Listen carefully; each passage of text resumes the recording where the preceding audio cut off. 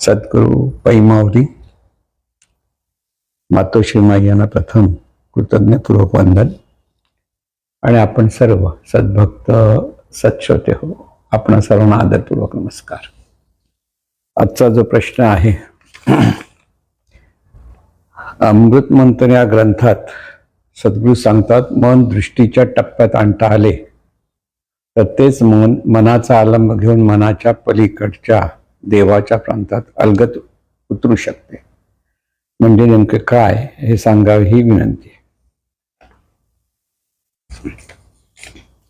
दुसराही प्रश्न आहे, पण मला वाटतं हा एक प्रश्न, दुसरा एक असाही प्रश्न आहे, व्यतिरेकात आहे साधनेची सिद्धी तर सिद्धीची समृद्धी अन्वयात आहे, याचा भावार्थ गुह्यार्थ कृपया सांगावा। इथे महत्वाचा मुद्दा आहे की मनाला मनाच्या दृष्टीच्या टप्प्यात आणता आलं पाहिजे। आता हे मन म्हणजे नेमकं काय हेच आपल्या बहुतेक लोकांना कळत नाही। बोलताना आपण म्हणतो माझ्या मनात आला म्हणून मी असं केलं, माझ्या मनाला वाटलं म्हणून मी असं बोलतो करतो, असं प्रत्येकाचं म्हणणं असतं। म्हणजेच मन बोलायला लावतं, मन विचार करायला लावतं, मन डोळ्यातून पाहायला लावतं, म्हणजे करणारं हे मन आहे। हा त्याचा एक भावार्थ आहे की ते प्रत्येक जण जे 5 ज्ञानेंद्रियाच्या द्वारे जगाशी संबंध ठेवतं, हे प्रत्येक जणाच्या ठिकाणी असलेले मन 5 ज्ञानेंद्रियाच्या म्हणजे डोळा, कान, नाक, जिव्हा आणि त्वचा, या ज्ञानेंद्रियाच्या द्वारे हे मन जगाशी संबंध जुळते, जगातील अनेक रूपांशी। जगाशी म्हणजे जगामध्ये जे अनेक रूप आहेत, दृश्य जगत त्याला म्हणतो, पण त्या रूपांना दृश्य जगत म्हणतो। जे ज्ञानेंद्रियांना आकळता येतात ते दृश्य जगत। तर मनाचा हा स्वभाव आहे की ते दृश्य जगताशी सतत संबंधित असतं आणि दृश्य जगता संबंधीचं ज्ञान ते गोळा करत असतं। हे ज्ञान गोळा करताना ते त्या दृश्य जगतात इतकं रममाण होतं, पण रममाण होताना ते एका जागी स्थिर असत नाही, तर एका रूपाकडून दुसऱ्या रूपाकडे, दुसऱ्या रूपाकडून तिसऱ्या रूपाकडे असा त्याचा प्रवास चालू असतो किंवा उड्या मारणं चालू असतं थोडक्यात। तर मन हे चंचल आहे असं सर्वजण सांगतात। त्याचा अर्थ तो आहे की मन एका जागी स्थिर बसत नाही। जर मनाने स्थिर होण्याची कला शिकली तर मन मनाच्या दृष्टीच्या टप्प्यात येतं, हे लक्षात घ्या। म्हणून मन म्हणजे काय तर एका बाजूने जर म्हटलं तर ज्ञानेश्वर म्हणतात, वाया मन हे नाव कल्पनाची केवळ, म्हणजे कल्पना ज्या आपण जे आपल्या ठिकाणी ज्या कल्पना करतो अनेक, तर ज्या ठिकाणी कल्पना जिथून कल्पना निर्माण होतात त्याला मन म्हणतात, किंवा कल्पना किंवा विचार हे जिथे जिथे स्फुरत असतात त्या स्फुरणाऱ्या तत्वाला मन म्हणतात। पण जीवनविद्या आणखी त्याच्या पुढे जाऊन सांगते की मन म्हणजे मुळात अशुद्ध जाणीव, ते हे मन। आता अशुद्ध जाणीव म्हणजे परत काय आणि जाणीव म्हणजे काय, हे एक गोष्ट आपल्याला लक्षात, म्हणजे मनाला मनाच्या दृष्टीच्या टप्प्यात आणायचं आहे। तर आपण मन आहोत की आपल्याकडे जे मन आहे ते मन म्हणजे नेमकं काय आहे, तर मन ज्याला आपण म्हणतो ती मुळात जी जाणीव आहे माणसाकडे, जाणीव म्हणजे जाणणारं तत्व, जाणणे पण 5 ज्ञानेंद्रियाच्या द्वारे ती जाण घेते, ज्ञान घेते आणि पुन्हा विश्वाशी संबंधित होतं, ते जाण देण्याची प्रक्रिया तिच्याकडे सतत चालू असते। त्यामध्ये मन सतत अस्थिर असतं, मग सतत धावत पडत असतं, वेगळ्या रूपामध्ये गुंतत असतं, आणि त्यामुळे मनाला मनाकडे पाहायला वेळच नसतो। म्हणजे मनाचा स्वभाव जगातल्या दृश्य जगताशी संबंधित होऊन तिथलं ज्ञान किंवा तिथला आनंद घेण्याचा ते प्रयत्न करत असतं। म्हणजे त्या विषयाशी संबंध झाला की त्या मनाला आनंद होतो, काही वेळेला मनाशी ते संबंधित होता नाही आलं तर त्याला वाईट वाटतं, दुःख होतं, असं सगळं सतत मनाचा प्रवास चालू असतो। मग मन म्हणजे मुळात असलेली जाणीव, म्हणजे जाणणे पण, आणि ही जाणीव जेव्हा स्वतःच्या स्वरूपाच्या विसरात, म्हणजे आपण जाणीव आहोत हे विसर त्या जाणीमध्ये होतो, आणि त्या विसरातून त्या जाणीवेला आनंदाचा वेध लागतो. आनंद हवा असतो, सुख हवं असतं. म्हणजे सगळ्या माणसांना सुख हवं असं म्हणजे काय, प्रत्येकाच्या मनाला सुख हवं आहे. आणि तो आनंदाचा वेध घेण्यासाठी ही जाणीव स्वरूपाच्या विसरात जगातील विषयाशी संबंधित होते. म्हणजे ह्या पंच ज्ञानेंद्रियाच्या द्वारे ती बाह्य रूपांची म्हणजेच विषयांची संबंधित होते आणि त्या रूपातून ती आनंद मिळवण्याचा किंवा ज्ञान मिळवण्याचा प्रयत्न करते. त्या अशुद्ध जाणीवेला मन म्हणतात. म्हणजे मन म्हणजे अशुद्ध तत्व आहे. अशुद्ध तत्व का, त्या मनाला आपण कोण आहोत हे कळत नाही. मन स्वतःला मी देह आहे असं समजते, म्हणून मनाला आपण मन आहोत कधीच कळत नाही. ते देह म्हणजेच मी ह्या भावातून जीवन जगत असते. आता ह्या भावातून जीवन जगत असताना मनाला मन म्हणजेच नेमकं कळलं नाही, त्या दृष्टीच्या टप्प्यात कसं येईल असा प्रश्न पडतो ना. आणि म्हणून इथे मनाला मनाच्या दृष्टीच्या टप्प्यात आणण्यासाठी मार्गदर्शकाची आवश्यकता असते. आणि अशा मार्गदर्शकांना सद्गुरू म्हणतात. सद्गुरू काय करतात, तिथे मनाला तू मन आहे हे आधी समजावून सांगतात. मग मनाचं शास्त्र सांगतं की मन म्हटलं की एखादं ते बहिर्मन आहे, दुसरं ते अंतर्मन आहे. म्हणजे हे ज्ञानाची आवश्यकता, मनाला मनाच्या दृष्टीच्या टप्प्यात आणण्यासाठी सद्गुरूंच्या ज्ञानाची आवश्यकता असते. ना तर मन कधीच कळत नाही. जन्माला आल्यापासून जर कोण मार्गदर्शक नाही भेटला तर तो मला माझ्या मनाला वाटलं एवढंच म्हणेल, बाकी मन म्हणजे त्याला काहीच कळणार नाही. तो देह म्हणजेच मी ह्या भावामध्ये जीवन जगत राहील आणि त्यातच एक दिवस तो राम बनेल. असं सगळं जीवन एखाद्या माणसाचं व्यर्थ होतं. आणि म्हणून ह्या मनाचे जे दोन भाग आहेत, एक अंतर्मन आणि दुसऱ्या बाजूने आहे ते बहिर्मन. हे बहिर्मन 5 ज्ञानेंद्रियाच्या द्वारे जगाशी संबंध जोडते आणि जगासंबंधीचं ज्ञान गोळा करते. आणि ह्या जगासंबंधी ज्ञान गोळा करताना ते ज्ञान आणि त्या संदर्भात ज्या काही आपल्या भावना असतात त्या सर्व किंवा कल्पना असतात ते सर्व अंतर्मनात पोहोचवतात. ते ज्ञान किंवा काही घटना ज्या काही घडतात त्याच्या सुख दुःखाच्या संवेदना अंतर्मनात निर्माण होतात आणि त्या संवेदनेच्या द्वारे परत त्या अंतर्मनातून विचार स्फुरतात. मग ते त्या ज्ञानाप्रमाणे चांगले की वाईट विचार स्फुरतात आणि ते परत बहिर्मनाच्या द्वारे उच्चारण आचार रूपाने प्रकट होतात. असं सगळं आपलं जीवन चाललेलं असतं. आणि हे असं सगळं चालत असल्यामुळे मनाला आपण मन आहोत हे आठवतच नाही, कळतच नाही. आणि म्हणून सद्गुरू आपल्या शिष्याला पहिल्यांदा तू कोण आहेस हे सांगण्याचा प्रयत्न करतात. मी म्हणजे देह हा जो भाव प्रत्येकाच्या मनाच्या ठिकाणी असतो, तर तिथे त्याला ती ओळख देतात की देह म्हणजे तू नाहीस, तर तू मन आहेस. आता इथे मन आहे म्हणजे करते त्याला म्हणायचं तू जाणीव आहेस. हे जाणणारं जे तत्व आहे ते तत्व ह्या देहातून कार्यरत आहे. हे तत्व त्या देहातून कार्यरत असताना आपल्याच स्वरूपाच्या विसरात ही जाणीव जगाशी संबंध जोडायला लागते आनंदाच्यासाठी. तेव्हा ही जाणीव मनरूपाने कार्यरत आहे. म्हणजे अज्ञानातून ती कार्यरत आहे. मग अज्ञानात असल्यामुळे मनाला स्वतःला आपल्याला मनाच्या दृष्टीच्या टप्प्यात आणता येत नाही. मग एकदा हे ज्ञान झालं तर काय होईल, मग मन म्हणजे काय, तर मनाची ओळख कशी होते ते पाहता येतं. म्हणजे मनाला मुळाकडे नेण्याचा हा प्रयत्न असतो की सतत आपण दृश्य पाहत असतो आणि दृश्य पाहताना सतत आपल्याकडे चांगल्या वाईट भावना विचार निर्माण होत असतात. ते जे आपल्याकडे म्हणजे कुठे नेमकं तर तिथे फोन करून दाखवतं की त्यालाच मन म्हणतात. की मनामध्ये विचार येतात, मनामधून विचार स्फुरत असतात. मन सतत बाह्य विषयांचा विचार करत असतं. मग ह्या मनाला मनाच्या टप्प्यात आणण्यासाठी काय केलं पाहिजे, ह्या विचाराच्या अंगाने जे मन बाहेर धावत असतं, ज्ञानेंद्रियाच्या द्वारे मन विषयांच्या दिशेने धावत असतं, त्या मनाला आवर घातला पाहिजे. म्हणून पंच ज्ञानेंद्रियाच्या द्वारे जे धावतंय मन तिथे ही सगळी पंच ज्ञानेंद्रियांच्याद्वारे मनाने धावण्याचं बंद केलं पाहिजे. म्हणजे बाह्य विषयांची धावण्याचा जो प्रकार आहे तो त्याने बंद केला तर नेमकं काय होईल, मन मनाच्या दृष्टीच्या टप्प्यात यायला लागतं. म्हणून ते डोळे बंद करून एकांतात मन बसायला सांगतात. साधा की एकांतात बस आणि एकांतात बसून नुसतं पाहत बस.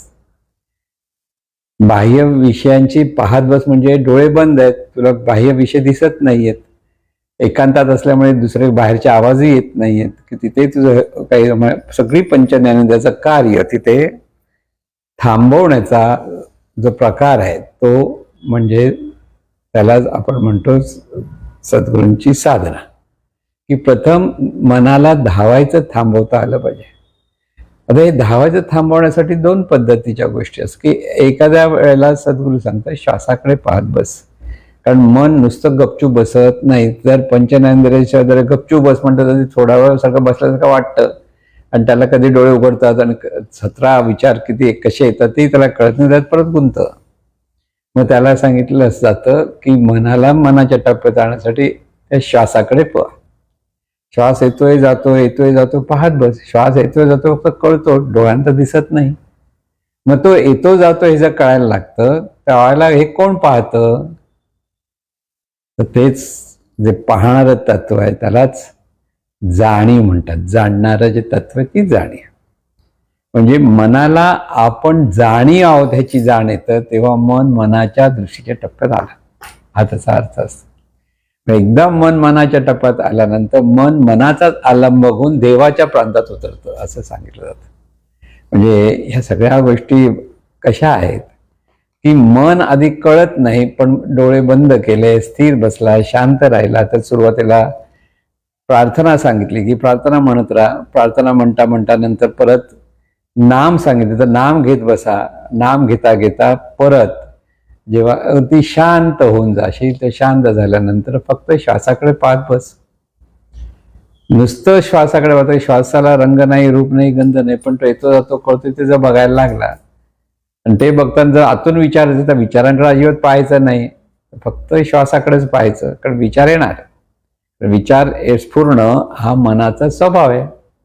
मग तिथे दुर्लक्ष केलं तर मनाला काय होतं, मनाला मन मनाच्या दृष्टीच्या टप्प्यात यायला लागतं. त्यालाच आपण जे असणेपण आहे, आपल्या स्वतःचं जे अस्तित्व आहे त्याचा अनुभव यायला लागतो. पण त्यासाठी सद्गुरूंच्या ज्ञानाच्या अधिष्ठानावर मार्गदर्शनावर सतत प्रयत्न करावे लागतात. कारण मन हे चंचल आहे, अस्थिर आहे, सतत बाह्य विषयांच्या दिशेने धावणार आहे. मग त्याला स्थिर करण्यासाठी युक्ती सद्गुरू शिष्याला सांगतात की सुरुवातीच्या भागात जे असतात तर त्यावेळेला फक्त नाम घे म्हणतात. येईल तैसा बोल रामकृष्ण हरी. मग ते नाम कसं घ्यायचं ते सांगतात. नाम घेताना नाम घेणाराच नामी आहे, मग त्याचंच नाम घेतोय हा बोध देतात. मग तिथेही असं करता करता जे मनच मनाचा आलंब घ्यायला लागतं. आणि हे मन मनाचा आलंब घेतं म्हणजे जसे जसे विचार अतिशय विरळ होत जातात आणि विरळ होताना मन अलगदपणे स्वतःच्या स्वरूपाकडे वळतं. ते अत्यंत शांत होतं, निवांत होतं. आणि हे अत्यंत आणि शांत निवांत झाल्यामुळे मन स्वतःच्या स्वरूपाच्या प्रांतात येतं. देवाच्या प्रांतात म्हणजे स्वतःच्या ठिकाणी असलेलं जे दिव्य स्वरूप आहे त्या दिव्य स्वरूपाच्या प्रांतात मन रममाण व्हायला लागतं. हे सांगायला जरी सोपं असलं तरी तिथे खूप प्रयत्न केले पाहिजेत, एवढं एक लक्षात ठेवायचं. जोपर्यंत मन शांत होत नाही, निवांत होत नाही, तोपर्यंत नुसतं एकांतात बसून श्वासाकडे पाहत बसता आलं पाहिजे. पाहताना जर विचार आले तर पाहण्याकडेच लक्ष दिलं पाहिजे. आणि पाहण्याकडे लक्ष इतकं दिलं पाहिजे की विचार आले आणि गेले ही कळता कामा नये, असं अवस्था येते.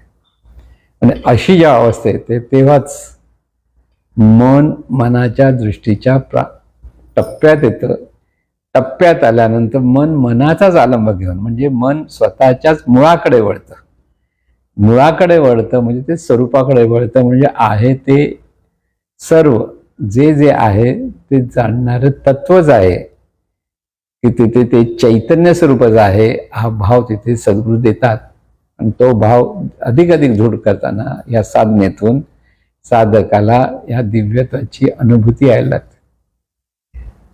म्हणजे ह्या मनाला आपण मन आहोत किंवा जाणी आहोत हे जेव्हा सद्गुरू कसं जाणायचं हे शिकवतात, तेव्हाच मन मनाच्या दृष्टीच्या टप्प्यात येतं. आणि म्हणून ही सूक्ष्म अशी प्रक्रिया आहे खरं म्हणजे, की इथे मनाचा निश्चय असायला हवा लागतो. आणि निश्चयपूर्वक जेव्हा साधक ही प्रक्रिया करायला लागतो आणि ह्या प्रक्रियेतून मन मनाच्या टप्प्यात यायला लागतं. एकदा मन मनाच्या टप्प्यात म्हणजे काय, मनाला स्वतःच्या स्वरूपाची ओळख होते. टप्प्यात म्हणजे काय, धरलं जात नाही दृष्टीतून काही धरायचं नसतं. मनाला फक्त सर्व ज्ञानेंद्रियातून धावण्याची जी अवस्था आहे, सवय आहे, ती सर्व बंद करण्याची युक्ती समजायला हवी. त्यासाठी त्याला त्या पद्धतीने प्रयत्न केले पाहिजेत. आणि हे जेव्हा प्रयत्न केले जातात तर मन मनाच्या दृष्टीच्या टप्प्यात येतं. मन मनाच्या दृष्टीच्या टप्प्यात येतं म्हणजे मन स्वरूपाची मनालाच ओळख होते. मनालाच आपल्या स्वरूपाची ओळख व्हायला लागते की आहे ते चैतन्यच आहे. हे जे सद्गुरू सांगतात त्याचा बोध तिथे होतो की जे आहे ते चैतन्य. तिथे मी अमुक तमुक कोण उरत नाही, तिथे देहभाव वगळला जातो. आणि केवळ आपण चैतन्य स्वरूप आहोत हे त्या मनाला कळतं, म्हणजे त्या जाणीवेला कळतं. कारण त्या वेळेला ते मन उर म्हणून राहत नाही, तर मनाचं उन्मन होतं म्हटलं जातं. उन्मन म्हणजे उन्नत मन, म्हणजेच हे मन शुद्ध जाणीव होऊन जातं स्वतःच्याच ठिकाणी. आणि ही जी शुद्ध जाणीव, ह्या शुद्ध जाणीवेला स्वतःच्या स्वरूपाची अनुभूती येते. जशी ही अनुभूती यायला लागली तशी तशी ह्या शुद्ध जाणीवेमध्ये प्रज्ञाशक्ती जागृत होते. आणि ह्या प्रज्ञाशक्तीला स्वरूपाची अनुभूती येते. हे सर्व जे आहे ते कसं जीवन चाललंय हे आपल्या लक्षात यायला लागेल. लक्षात घ्या. म्हणून अभ्यास हा असाच केला पाहिजे की डोळे बंद करायचे असतात. डोळे बंद केल्याने बाह्य विषयाशी जास्तीत जास्त संबंध आपला कमी झालेला असतो. आणि तिथेच स्थिर मनाने आहे ते चैतन्य स्वरूपच आहे ते चैतन्य असणे पण अनुभव येईपर्यंत सुरुवातीला बोलावं, पण बोलता बोलता तिथे निवांत व्हावं. आणि निवांत होता होता त्या बोधामध्ये इतकं रममाण झालं पाहिजे की त्याच्यातून सहजपणे देवाच्या प्रांतामध्ये म्हणजेच जाणीव आपल्या मुळाकडे वळते. त्याला उफराटी दृष्टी म्हणतात. म्हणून उफराट्या दृष्टीचे पाहणे, दृष्ट्या माझी दृष्टी मिळवणे, पाहत्या मुळासी जाणे स्वस्वरूपे. आता इथे संत कसे सुंदर सांगतात बघा. उफराट्या दृष्टी म्हणजे आपलं जे पाहणं जे असतं ज्ञानेंद्रियाच्या द्वारे सरळ जगाशी संबंधित जोडण्याचं, ते जे पाहणं आहे त्याला उफराट कर म्हणजे जिथून पाहतोस तिथे पाहायला लाग. जे बाहेर जे पाहतो ते पाहायचं बंद कर. थोडक्यात बाहेर पाहायचं बंद कर. म्हणून उफराट्या दृष्टीचे पाहणे. मग उफराट दृष्टीने पाहणे, मग पुढे म्हणजे नेमकं काय, दृष्ट्या माझी दृष्टी म्हणून जे पाहणारं जे तत्व आहे त्या पाहणाऱ्या तत्वाने स्वतःलाच पाहण्याचा परिणाम अभ्यास केला पाहिजे. म्हणजे स्वतःला अनुभव घेणं म्हणजे भान घेणं आहे. आता भान घ्यायचं म्हणजे कोणाचं घ्यायचं, कारण ही जाणीव ह्या शरीराला संपूर्ण व्यापून आहे बरोबर. मग जाणीवेला जर स्वतःचं भान घ्यायचं असेल तर जाणीवेने शरीराचं भान घेतलं पाहिजे. एकदा ते शरीराचं भान घ्यायला लागते त्या ती जाणीव निवांत होते, शांत होते. आणि ह्या प्रक्रियेमध्ये शरीरालाच व्यापून जाणीव असल्यामुळे जाणीवेला जाणीवेचं भान घेता येतं. ते जाणीवेचंच भान घेत असते. ह्या बोधातून जाणीव आपल्या स्वतःचं असणे पण अनुभवते. हे असणे पण अनुभव म्हणजेच मुळाकडे जाणं. मुळात ही जाणीवच आहे हे जाणीवेला जेव्हा कळतं तर दुसरं काहीच करायची गरज नसते. तिथे फक्त असणे पण अनुभवायचं असतं. असणे पण कसं असतं, अत्यंत निवांत आणि शांत अशी अवस्था असते. आणि त्या अवस्थेमध्ये जी जाणीव स्वतःच्या ठिकाणी असलेलं जे दिव्य स्वरूप आहे त्या दिव्य स्वरूपाचा अनुभव घ्यायला लागते. आणि त्याला देवाला पिणं असं म्हणतात. देवाला पित राहतो की तिथे त्याच्यातून बाहेर पडावं वाटत नाही, की तो आनंद तसाच चाकत बसावा वाटतो. आणि ह्या प्रक्रियेतून मनाला मनाच्या दृष्टीत आणता येतं. आणि एकदा ते यायला लागलं की मनाचा अवलंब घेऊन देवाच्या प्रांतात शिरतं. असं हे सगळं जीवनाचं किंवा पारमार्थिक जीवन सिद्ध करण्यासाठी असलेली ही प्रक्रिया सद्गुरूंकडून शिष्याने समजून घ्यावी लागते. सद्गुरूंच्या मार्गदर्शनाखाली जितके हे करता येईल त्याचा प्रयत्न तसा केला पाहिजे. आणि हे करत असताना आपलं मन निर्मळ आपोआप कसं होतं हेच आपण अनुभवता आलं पाहिजे. म्हणून आहे ते प्रयत्नपूर्वक करायला लागलं की सोपं आहे. प्रयत्नाशिवाय पर्याय नाही हे परत लक्षात घ्या. आणि म्हणून प्रयत्नाशिवाय पर्याय नसल्यामुळे हा सगळा भाग तिथे लक्षात येतो. म्हणून जो दुसरा प्रश्न विचारला आहे, व्यतिरेकात आहे साधनेची सिद्धी आणि सिद्धीची समृद्धी अन्वयात आहे. आता इथे व्यतिरेक आणि अन्वय म्हणजे काय? आता जे ते प्रथम सांगितलं तेच हे आहे की मुळात जे स्वरूप आहे त्या स्वरूपाकडे वळणं म्हणजे व्यतिरेक. आणि जेव्हा आपण बहिर्मुख होऊन सर्व रूपारूपांकडे पाहत असतो त्या सर्व रूपारूपांमध्ये एकत्व पाहणं म्हणजे अन्वय. गोष्टी खूप फरक आहे आणि नाही. आहे नाही म्हणजे काय? व्यतिरेकात सगळी ज्ञानेंद्रियांचं कार्य थांबवावं लागतं आणि त्या जाणीवेला स्वतःच्या स्वरूपाकडे वळवायला लागतं. आणि स्वरूपाकडे जे ही जाणीव वळते तेव्हा ती स्वतःचा अनुभव घेते. त्यालाच व्यतिरेकात्मक भक्ती म्हणतात किंवा व्यतिरेकात्मक साधना म्हणतात. म्हणजे सर्व वजा करून जे उरलेलं आहे म्हणजे विश्वामध्ये सगळ्या दृश्य जगताचे बाजूला होऊन तरी सुद्धा एक जो उरतो तो म्हणजेच दृष्टा म्हणजे पाहणारा. आणि तो पाहणारा आहे तेच पाहणारा म्हणजे त्या शुद्ध जाणीवेचं तो बोध साधकाला घेता येतो की ती जी शुद्ध जाणीव आहे ती केवळ असणेपणाने असते आणि तिचं सगळं कार्य प्रज्ञाशक्तीच्या द्वारे चालत असतं. आणि त्यामुळे ही शुद्ध जाणीवेची अवस्था साधकाने स्वतः अनुभवली पाहिजे. त्याशिवाय हा व्यवस्थित साधनेचा प्रकार कळणार नाही. म्हणून व्यतिरेकात आहे साधनेची सिद्धी म्हणजे सर्व जगाची पासून अलिप्त होऊन जेव्हा ही जाणीव स्वतःला अनुभवते स्वतःच्या स्वरूपाचा अनुभव घेत राहते त्याला म्हणतात व्यतिरेकात्मक भक्ती. म्हणून हे किती वेळ करता येईल? 1 तास, 1.5 तास, 2 तास, आणखी अर्धा 1 तास सगळं होऊ शकतं.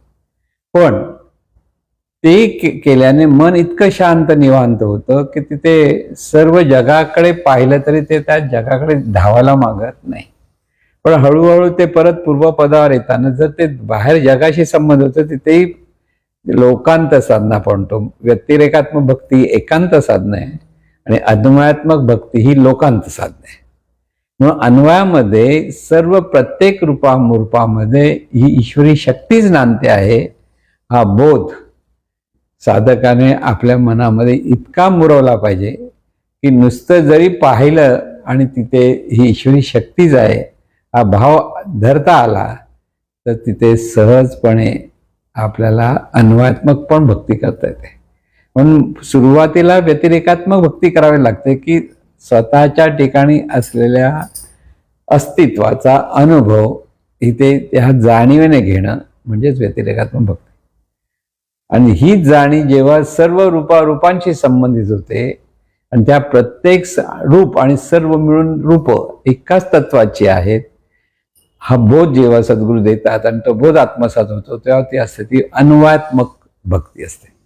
म्हणून अन्वयात्मक भक्ती आणि व्यतिरेकात्मक भक्ती हे दोन्ही साधनेचीच अंग आहेत. एकांत साधना आणि लोकांत साधना असं जे आपण म्हणत असतो ही सगळी तशीच असतात. म्हणून प्रथम व्यतिरेकात्मक साधना करता आली पाहिजे म्हणजे स्वरूपाचा अनुभव घेता आला पाहिजे.